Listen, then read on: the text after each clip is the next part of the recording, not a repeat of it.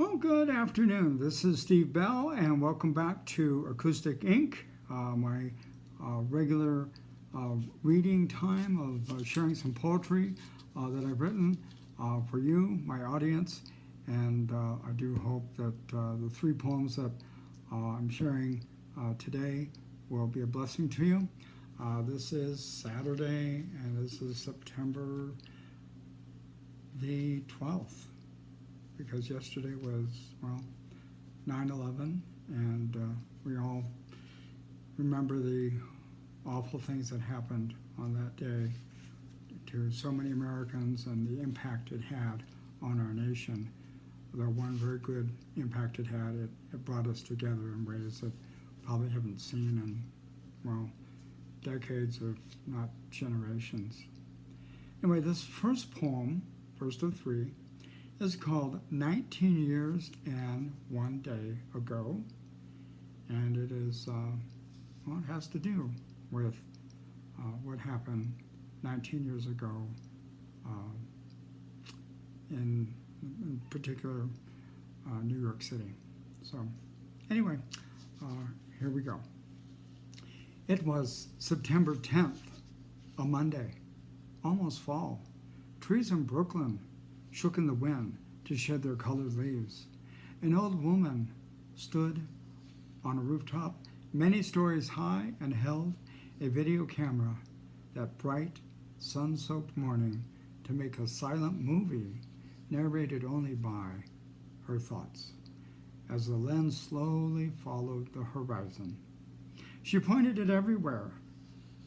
The great bridge over the East River, an armada of boats underneath floated by, while on the island tall towers scraped the sky, and ribbons of yellow painted the streets. Human heads dotted the sidewalks. People always in motion. Streets never empty.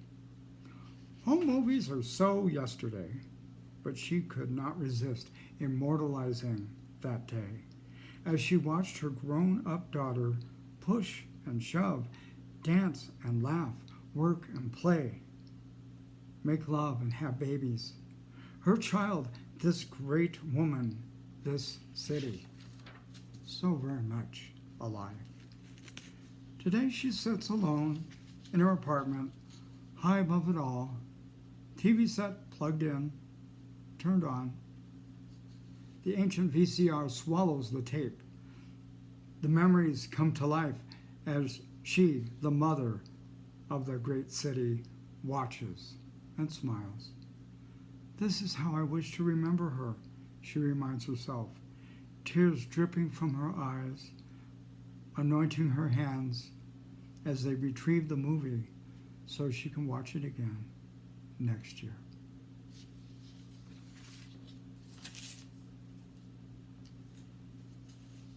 My wife grew up in New York City, and she told me that when she was a teenager, she watched the Twin Towers being constructed and the World Trade Center being built from her back porch in northern New Jersey. And I don't know, I've never been to New York City, but I do know people that lost family members there. And so, I don't know, so something touched me and prompted me to write that poem. These other two poems are, written a bit further back than 2 days ago, and they're both inspired. The first is inspired by a Bible story, and the other one is inspired by, my own youth when I was a Jesus freak, they called us. And as a teenager, to sharing my faith, publicly, at school, on street corners, everywhere, even door to door when you could do stuff like that. And it wasn't a big deal. Though sharing the gospel with people is always a big deal. But anyway, the first one is called The Others Must Know. And this one has special meaning to me as well. But here we go. Everyone was afraid of me as it should be. A naked man who screamed in the night, cutting himself. Oh, what a sight. I forgot my name, my identity they stole, my misery, my madness, always their goal. By day my demons flew into a rage. By night I cried myself asleep in a cave. Then I met him, the one who understood. He showed me no fear, no pity, only good. Those dangling chains that served to bind fell fast from my wrist. My heart he did find. To the pigs I did go, those demons of thought. Now I'm with Jesus, my freedom he bought. Then I asked him, may I join you? Please let me go. No, he said sweetly, the others must know. Tell all who will listen, everyone so inclined, that because of the Messiah, you are doing quite fine. Completely calm and clothed and in your right mind.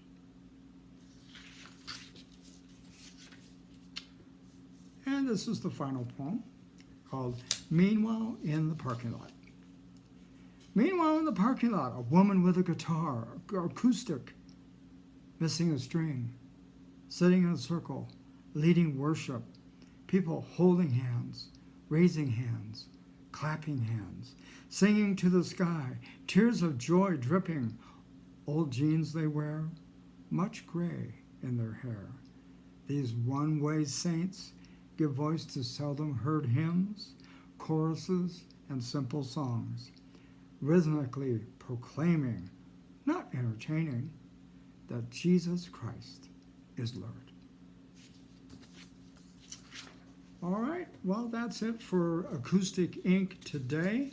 I do want to let you know that probably by November, my book, Remarkable Things, Poems of Revelation and Comfort, should be available for sale.